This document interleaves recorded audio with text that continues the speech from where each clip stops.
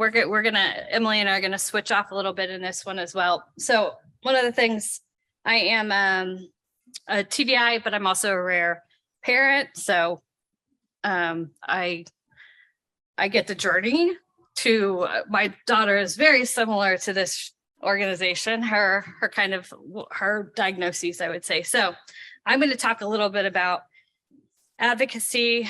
Emily is going to talk about educational advocacy. I'm going to talk a little bit about my specific journey of advocating for her medical and kind of her educational piece. So we're always advocating, I think, as parents. And I'm going to speak as one of you because I really, really am. So I think about how much medical advocacy I've done, educational, and then just really for supports. And I'm from Massachusetts, so from Massachusetts supports from friends and family. Each of our advocacy journeys look different. There's definitely not one size fits all because our children are all different. Even if they share the same diagnoses, they're still very different. Our priorities are different as families, and that's what makes our journey so much different. It's no step by step. We just kind of have to figure it out. And I think our heart's always in it because we want the best for our child. So we're going to look at some like the law about education and then how to kind of advocate for a more accessible education for your child and medical, really. I love this quote. It's our journey is not linear, and my daughter's 12 now, so we do circle through phase after phase after phase. Along the way we've gained diagnoses, and it's been really, it's been a journey. It's a lot of what I think about every day. So I'm going to give you an example of just one way that I find that we can start advocating when we talk to anybody about our kid. So I'm going to present to you child A. Child A is vocal, loves water sports, loves food, musical, in the sixth grade, clear preferences, social, loves to be around people. She's stylish and she's persistent. So when I describe this child to you, what kind of future do you think that she might have?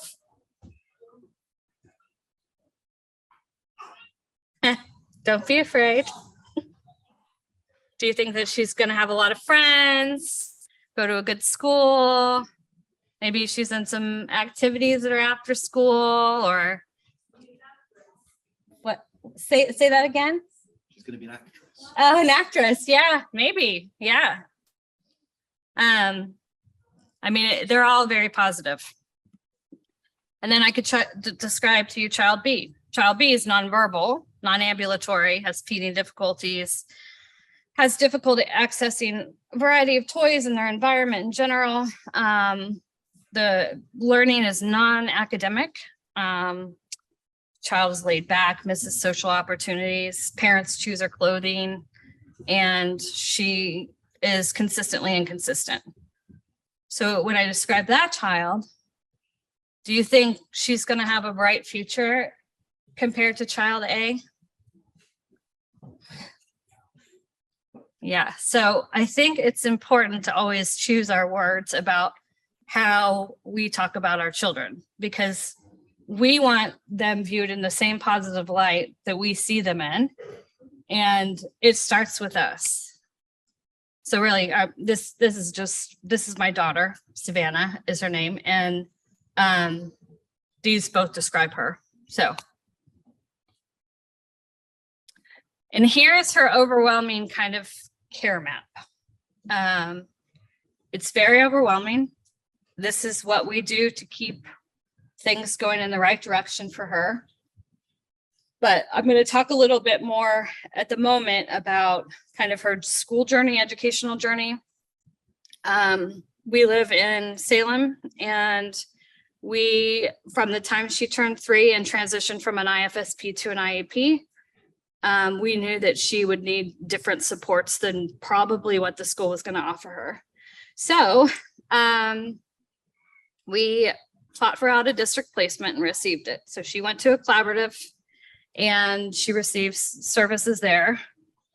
And then she started having a lot of self-injury because why? Her sensory environment was too overwhelming for her. So she would hit her head and she would try to say, I don't like this. So then we were able to get out of district placement again. And we're very blessed that she goes to Perkins School for the Blind. But that doesn't mean I haven't had to advocate for her services or her CVI along the way. She's had different team members. She's also changed because she does have epilepsy as one of her diagnoses, and she did not develop that until she was 7.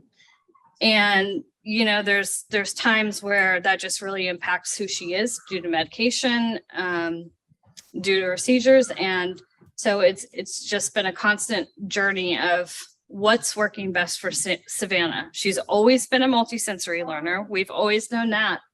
But right now, the visual piece is just too much for her. There's a point in time where she did use her vision a little bit more, but right now we want to involve auditory, tactile, and vision to really support her CVI and her needs. And it is our children's rights to education. And Emily's going to go a little bit more into that. Thank you, Lacey. So when we think of how to advocate for our students and children, it's important to think of, what does blindness mean?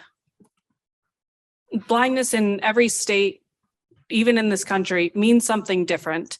Even at the earliest age, there isn't consistent early vision screenings for preschool age children. Some states have them, some states don't. It's also a controversial topic in itself of early vision screening. But just in that sense, there's inconsistencies. Even with how the government describes blindness is different. Through the Social Security Act, it is very clinical. It's based on acuity of 20/200, degree of vision field, and having that for at least 12 months or longer. Whereas the IDEA is a bit more broad, saying that any impairment that adversely affects educational performance of a child, both partially sighted and no light perception, it qualifies as a visual impairment. That is then expanded to say all visual impairments, blindness, sighted, anything that significantly impacts that visual access. So under this broad definition of IDEA, any decrease that impacts your child's access visually to the environment falls under a visual impairment. So with that, we want to keep in mind free, appropriate public education and how visual impairment and CVI falls into that. First, there's a decreased to almost no incidental learning due to decreased visual access of the environment. If a student is in a classroom, they're not able to look around and take in the graphics on the wall, their peers' facial expressions. Due to that decrease, their access to the environment and educational experience is different. They must be taught in a way that matches their learning needs. As Lacey mentioned, for students with CVI, that fluctuates. One activity might be vision-based, one might be tactile-based. That needs to fluctuate, and those methods of learning changes. And also, it looks different across different settings. But vision eligibility for our students isn't cohesive, and the educational standard and the medical standard, they don't always align. If you have a medical diagnosis of CVI, that doesn't mean you directly get certain educational qualifications and accommodations. Just as if a teacher of the visually impaired evaluates your child and suspects CVI, that doesn't automatically mean a medical diagnosis. There is this disconnect. Educational approach takes in from a teacher of the visually impaired, team approach through vision evaluations. Each state is different. There is no direct process to getting a referral. What evaluations are used, and no standard way of the team handling that. And there is no standard way of the medical communicating those to the educational as well. But one thing that is consistent is that if there is a medical diagnosis, your child would hopefully be registered under your state's Commission for the Blind here in Massachusetts. CVI can qualify as functionally legally blind, meaning their access to the visual world limits their access enough to qualify for Mass Commission for the Blind, and there are some benefits to that. A vision assessment is done by a certified teacher of the visually impaired, looking at a functional vision assessment, learning media assessment, looking at the expanded core, and looking at a CVI evaluation. Those not come and go, but there's different assessments within those, and there isn't a standard, but those really should be what's done if you think that what we previously said recognizes and you see those behaviors in your child. Low incidence does not mean low priority. This is huge. I've had to fight for my students to have access and accommodations that meet their visual needs. You have to fight every day, and that advocacy really is individual to your child, but know that access to an environment that meets their sensory needs is key. It's their right. And that a multi-sensory approach to learning is also key because the world is complex. Vision might not always be a consistent access mode for them. And those compensatory skills like using tactile, using auditory really do need to be incorporated to ensure holistic access. That can also be done through the expanded core curriculum, but for an individual with a visual impairment, including CVI, the expanded core curriculum should be embedded throughout the student's day. It is a curriculum that supplements the materials and opportunities that the student is missed due to decreased visual access. And with that, there is the medical side. Sorry.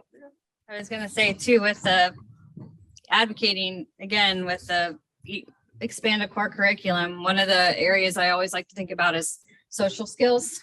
Because my daughter is nonverbal, but that doesn't mean that she shouldn't have the same social opportunity as her peers.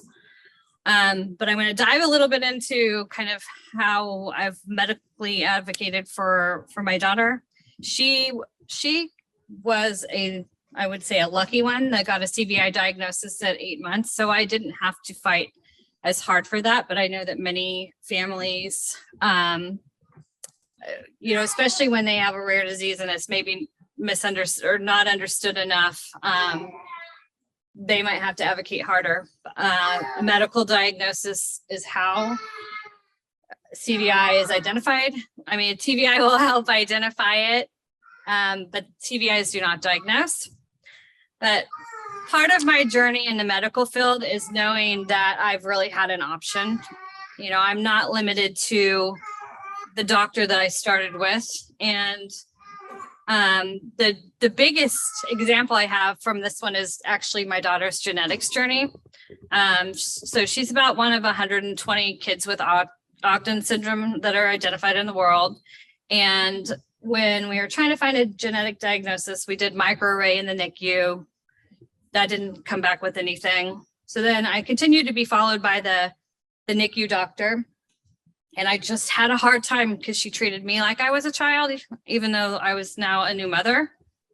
So then I found somebody else and he gave me a piece of paper that gave a life-limiting diagnosis for my daughter for a genetic condition she doesn't even have. So I said, no way, I'm going back to him. So then I sought out another one, really loved him, thought he was great, hard to get in contact with. I'm not going to keep chasing these appointments when I have a gazillion other things to do. And I know that may sound like I was giving up, but I also thought if I can't get this appointment easy enough to understand what is going on with my daughter, then I need to go elsewhere. So I went back to the hospital, MGH, where I was working, and found a new one. And she suggested we do the whole exome sequencing, which is how my daughter was identified. And it got to a point to where I was paying for appointments and educating her about my daughter's disease, which I'm sure many of you probably feel in this room. Like, I should not be the expert. I don't want to be the expert on it. So then I went back to the doctor that handed me that piece of paper that limited my daughter's life because he works with rare populations. So it's just, and when I went back, I had to have that courage to say, hey, we were here when she was about 2 years old. This is what you told me at the time. I cried in my car, and that's why we haven't been back. And he had no idea that he'd ever even hurt me or my family during that time. So it's okay to shop around. We've shopped around a lot. Find the clinicians that believe in your child. So my daughter's pulmonologist, they did a little article on her, and they said the common goals and collaboration between us and Savannah's family make her care a joy. Like, find that doctor, her care a joy. Like, that is the biggest thing for me, is like people that get down on her level, talk to her. Like, when she's present in the room, make sure that people are doing that for your children. They deserve it. Our GI also said, as a provider, I want to keep focus on Savannah's eating for joy and for her parents' joy. It's been wonderful to see her parents prepare food, enjoy it together, and feed Savannah. It's also important to preserve that joy and quality of life as a doctor. And then he also goes on to say, this is a journey we embark on together. And I think that's just key. Whether you're fighting for educational rights or medical rights, you are the biggest team player that besides your child. And you just have to keep that in mind. Your decisions matter. And, you know, I know it doesn't always feel that way, but I just think it's just so important for us to realize that. As mentioned earlier, CVI is a high diagnosis even in your population of children. It is in ours too. We don't know the exact numbers, but there's some of our kiddos are diagnosed with CVI and some of them aren't. And it is common for neurodevelopmental conditions. So the evaluation for CVI is an ongoing process, kind of as I mentioned in Savannah's education. She was more visual at one time than she currently is. So thinking about what changes, having that close, open communication with family or with your team, and be prepared. Share medical reports with your school team and share educational reports with your medical team so that everybody can really get to know your child as a whole. And again, you're always entitled to a second opinion. And that's it.